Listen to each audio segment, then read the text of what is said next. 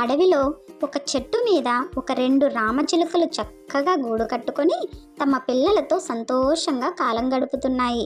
ఒకరోజు పొద్దున్న అమ్మ చిలుక నాన్న చిలుక ఆహారం కోసం బయటకు వెళ్ళాయి. ఇంతలో వేటగాడు పిల్ల చిలుకలను దొంగిలించేశాడు. అందులో ఒక రామచిలుక వాడి నుంచి ఎలాగోలా తప్పించుకొని ఒక ఆశ్రమంలో చెట్టుపై చేరింది.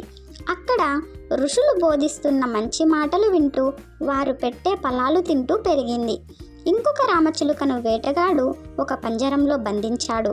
అది వాడి ఇంటి లోగిలిలో పెరిగింది. అది ఎంతసేపు తిట్లు చెడ్డ మాటలు వింటూ అవే నేర్చుకుంది. ఒకరోజు ఒక బాటసారి నీటి కోసం వేటగాడి ఇంటికి వెళ్ళాడు.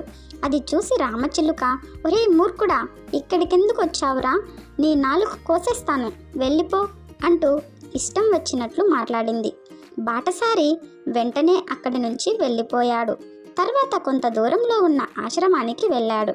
అక్కడున్న రామచిలుక, బాటసారి స్వాగతం, చాలా దూరం నుంచి వస్తున్నట్టు ఉన్నారు. మీ అలుపు తీరే వరకు ఇక్కడే ఉండవచ్చు. మా గురువు గారు చాలా మంచివారు అంటూ తీయగా పలికింది. బాటసారి ఆశ్చర్యపోతూ, నీలాంటి చిలుకనే ఇక్కడికి కొంత దూరంలో కలిశాను. అది చాలా కటువుగా మాట్లాడుతోంది అన్నాడు. అప్పుడు రామచిలుక ఇలా అంది, ఓహో, బహుశా అది మా తమ్ముడు.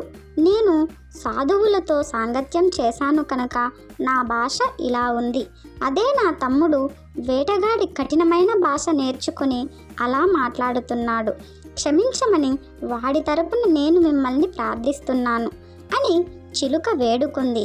అప్పుడు బాటసారి, మనం పెరిగే వాతావరణమే మన వ్యక్తిత్వాన్ని నిర్ణయిస్తుంది అని మనసులో అనుకున్నాడు.